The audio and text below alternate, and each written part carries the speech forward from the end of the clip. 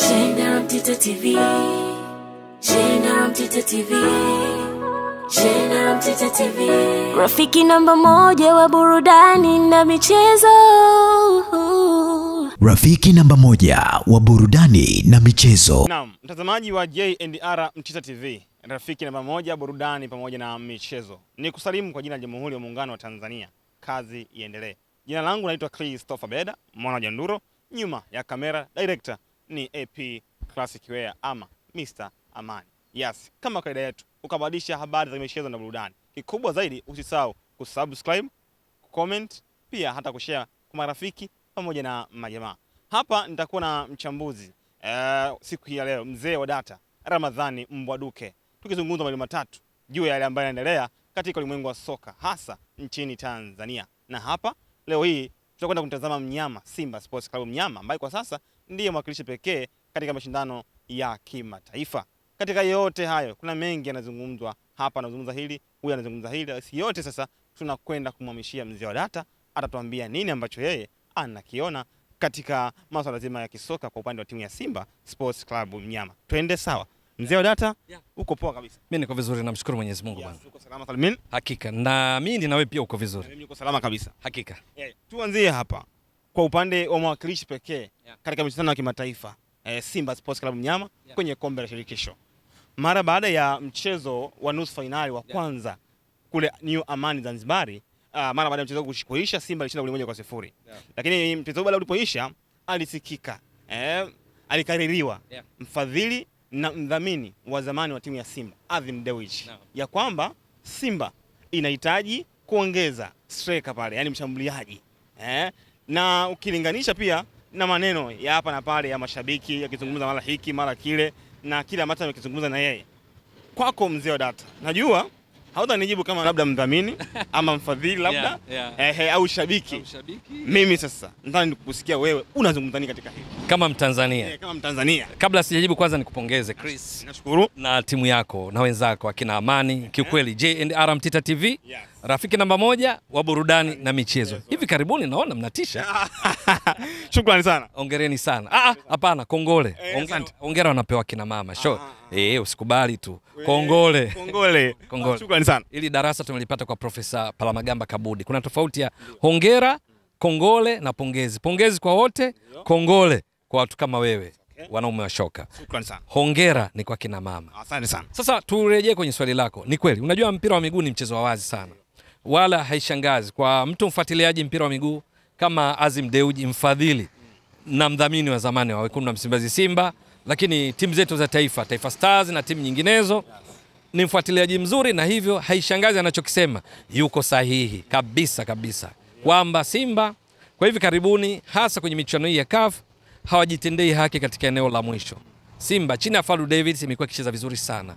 Inatawala mchezo kwa kiasi kikubwa, inafika eneo la mwisho, lakini kuzibadilisha nafasi kwa mabao ni kweli.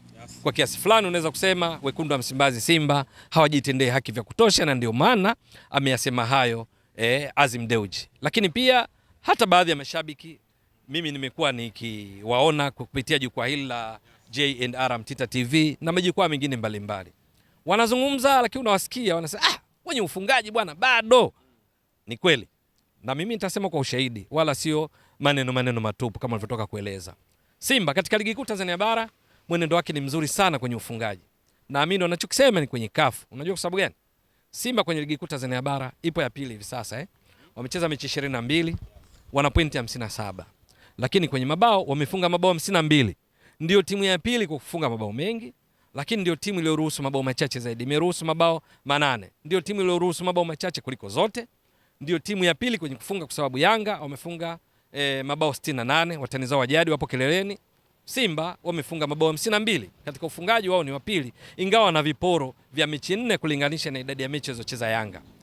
Yote 9. 10 ambao ndo mjadala wetu wa swali lako. Simba imefunga mabao 52 baada ya kufanya majaribio mangapi? Simba kwenye ligi kuu Tanzania bara mechi hizi 22 imepiga mashuti 246.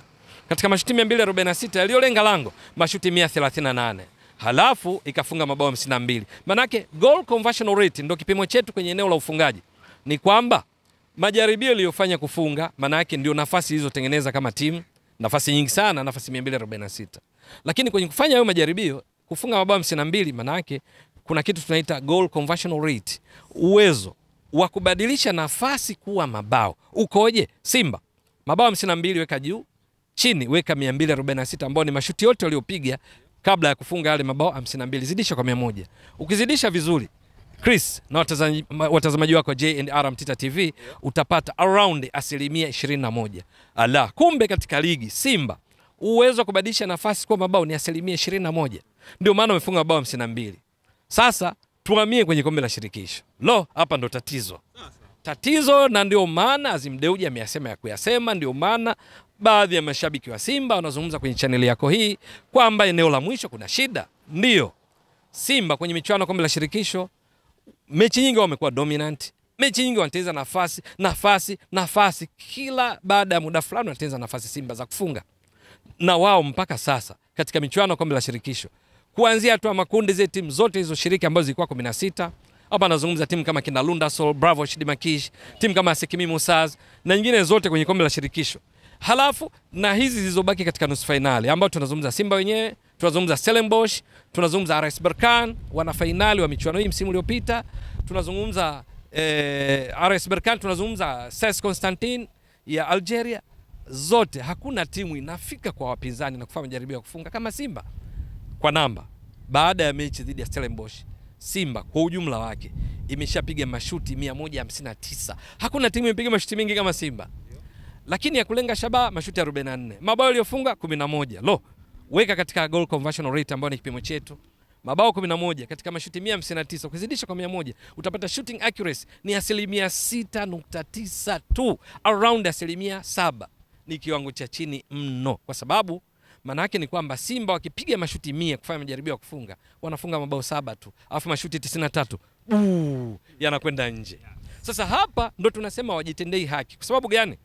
Unajua kupiga mashuti upigi tu unavyotaka.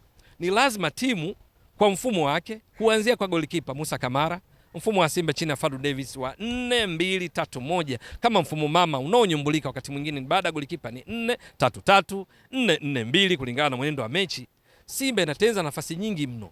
Yani kuanzia kwa Kamara, mabeki wake wakati, kina Abdurazak Hamza, kina Shamu Karabu, akina Shemaloni Fondo, wote make ndo wachezaji wenyewe.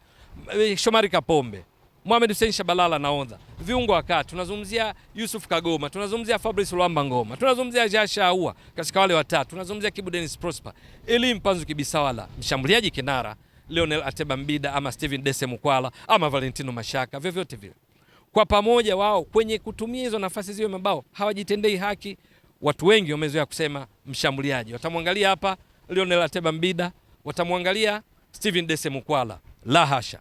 Uchezaji wa Simba kama timu zote zinazocheza soka la kisasa chini ya Fadu Davis, nafasi za kufunga mabao sio tu kwa ajili ya hao wawili, sio kwa ajili ya wale watatu washambuliaji vinara, yani sio kwa mchezaji mmoja mshambuliaji kinara, ingawa wao ndio jukumu lao kuweka mpira wavuni. Lakini style ya uchezaji wa timu za kisasa kama Simba, nafasi huwa wanazipata kufunga viungo wa ushambuliaji. Yani hapa Mpanzu yumo, hapa yupo Kibu Dennis yupo, hapa yupo Jasha Aua ambaye ni namba 10 nyuma ya mshambuliaji kinara, yupo Ngoma, yupo Kagoma, yupo Kapombe. Cheza ya Simba Kapombe sometimes kama namba 9 kabisa, si unajua. Kwa hiyo tusikariri kwamba washambuliaji wanazingua. Simba wachezaji wote wanaopata nafasi za kuweka mpira wavuni wana wajibu wa kujitendea haki kwa kuhakikisha wanaimarisha kuna kitu tunaita shooting accuracy, ili mwisho wa siku waimarishe kitu tunachoita goal conversion rate, watumie nafasi kwa usahihi. Nasema hivyo kwa sababu gani? Kapombe tu nimemtaja kama mfano. Kapombe kwenye ligi kuu Tanzania bara, Simba mabao 52, Kapombe kafunga 3, katoa assist 3, kasababisha penalty 4, kachangia mabao 10 katika 52. Na kuongezea tu kwamba badala ya kuangalia labda tunaposema mshambuliaji ni kweli washambuliaji ndo wanomalizia nafasi za mwisho, ndo majukumu yao. Lakini kwa timu kama Simba style yake ya kucheza, wachezaji wote huwa wanatengeneza nafasi pale, wanapata nafasi za kufunga. Wale wanaoongoza lazima wanyoshewe vidole. Yani pamoja na maelezo yangu yote, Ateba lazima anyoshewe kidole, Mukwala lazima anyoshewe kidole. Lakini ni timu nzima wale wanaopata nafasi za kufunga, kwa sababu uchezaji wa Simba, Shabalala huwa anapata nafasi ya kufunga, Kapombe anapata nafasi ya kufunga wakati wao ni mabeki. Kama unakumbuka vizuri mechi dhidi ya Stellenbosch, Simba mechi nzima walipiga mashuti 21. Yaliolenga lango 5. Goli walofunga 1. Aliye big chances zotenza Simba 6. mojawapo iliyopotezwa ni na Jashaua ambaye sio Ateba, sio Mukwala, sio namba 9, ni mshambuliaji msaidizi nyuma mshambuliaji kinara. Yeye na goli Kamlima Chenga, golikipa Oscarin Masuluke wa Stellenbosch yupo na wenzake kina Ateba, lakini akapiga nje, ni bahati mbaya. Anyway, sasa zile bahati mbaya ndo zinawakosti Simba katika upachikaji mabao, kwa sababu mashuti waliopiga na mabao waliofunga hayaendani. Mechi mbili dhidi ya Al Masry, Simba walilazimika kusubiri mpaka kwenye mikwaju ya penalty ili kusonga mbele, ambao ni hatari kwa sababu penalty hazina mwenyewe. Mechi mbili za Al Masry, Simba, you can't believe, Simba walipiga mashuti 42 shekhe.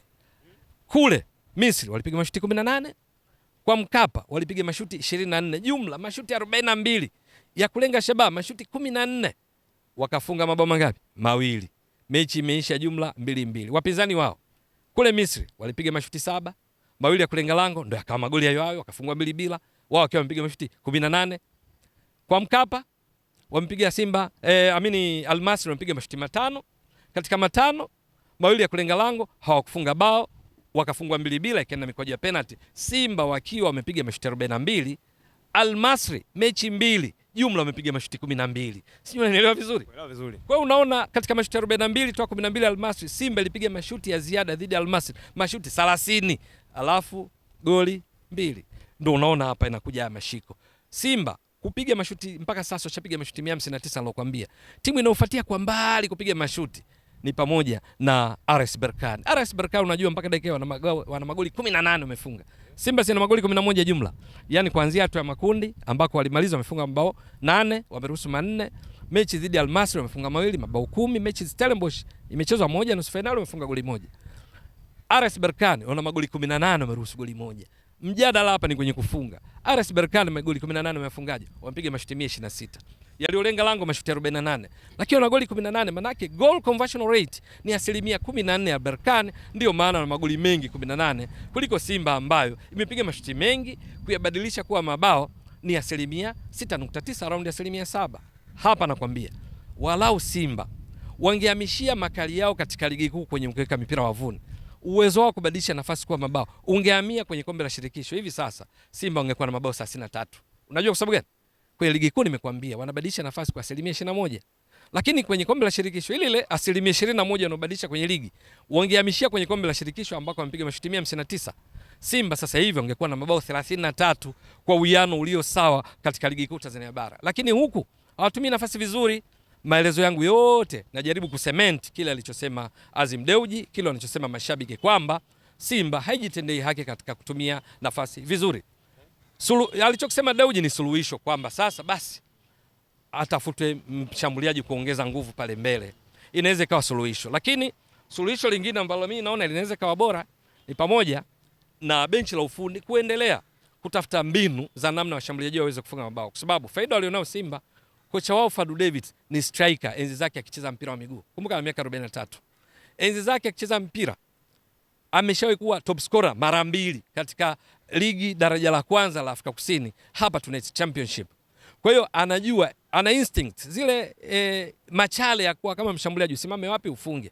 Ndio wajibu alionao Fadu David na benchi lake la ufundi katika kuhakikisha wanazidi kuwatia nguvu, kuwapa maarifa Steven Dese Mukwala, Lionel Ateba Mbida katika kufunga, kwa sababu kile wanachokifanya katika ligi kuu wakikihamishia kwenye kombe la shirikisho wana uwezo wa kufunga mabao mengi sana. Kwa hiyo hapo unaona hawa wando kwenye ligi namba 6 kwa ubora barani Afrika wanafunga vizuri sana.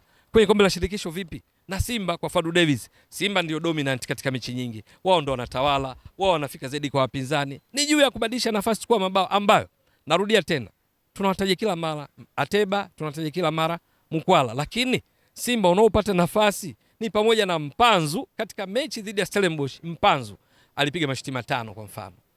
Mashuti 4 alipiga. 2 amelenga shabaha, hakufunga. Mpanzu kwa uwezo wake wa kucheza, akiwa mtulivu, ana uwezo wa kufunga mabao mengi zaidi dhidi ya wapinzani, wawe Stellenbosch au katika mechi ya marudiano tarehe 27 au yeyote, kwa sababu Mpanzu anachoamua huwa kutokea upande wa kushoto, kwa maana kwamba akiamua hapa anaenda na mpira anawapita, analifesi lango, piga shuti, amna goli. Hapa Mpanzu lazima akalishwe chini bana. Mungu kakujalia kipaji cha kuwaburuza wao utakavyo. Tulia basi mbele ya lango. Yaani Simba Mpanzu peke yake, mgongoni namba 36, 34. wanao uwezo kupata mabao kupitia kwa mpanzo peke yake. Yani akiamua tu dribble mpira kwa sababu azuiliki. Kweli. Haya. Lakini kuna Kibu Dennis Prosper. Tulia mzee. Ana uwezo Kibu Dennis ana mashuti lakini pia ana uwezo kufunga mipira ya vichwa. Tuliona aliyofanya dhidi ya Al Masry, unakumbuka? Alipiga bao la kichwa nadhani nje ya 18 au around kwenye mstari wa 18. Uwezo huo upo, anahitaji tu utulivu. Ili ya kukimbia kwamba hawafai nini? Nikuulize swali. Mfano tu shabiki yako mtazamaji wako J&R Mtita TV ndio atoe maoni. Haya sasa, kwa mfano ondoa Ateba, ondoa Mkwala. Wao ndo wanapewa fedha na management ya Simba. Wamlete mshambuliaji, wanamleta nani? Afrika hii au Tanzania hii? Yupi wa kuweza kukaa pale mbele anazidi wasifu wa Ateba ambaye ni mshambuliaji miongoni mwa wachezaji waliojumuishwa katika kikosi cha mwisho cha wachezaji 23 cha Kameruni kwenye finali za AFCON ambacho kimejaa nyota wengi kutoka Ulaya, lakini Ateba yupo. Wasifu wake ule. Steven Dese Mukwala ni miongoni mwa washambuliaji waliofunga mabao mengi katika ligi kuu ya Ghana na anategemewa miongoni katika washambuliaji wa timu ya taifa ya Uganda ambayo ipo kwenye finali za AFCON, anatupia mabao kila mara. Ukiondoa hao, sawa, ondoa. Lete mshambuliaji kinara pale mbele, ela ushapewa mtazamaji wako. Napenda sana wa comment. So huwa ana comment. Ni kweli. Uzuri wake watazamaji wako huwa ni wako active katika kushiriki. Ile njia tunasema participatory, ushirikishi. Wanashiriki. Waseme Afrika hii na Tanzania hii wapendekezee basi Simba walete mshambuliaji upi. Maana kuna ambao wazuri sana ukiwataja unaanza kuwaza pia na ukwasi wa fedha katika kuangoa. Mfano, utamwaza Maele unaweza kumtoa kirahisi kutoka Pyramids. No, kwa daraja alipofikia mshahara wake anaopewa kwa mwezi. Umeshaona? Inawezekana. Lakini ukweli ni kwamba wapo basi wawasaidie na mawazo. Lakini mimi ninachoamini waache jazba. Kweli kuna tatizo.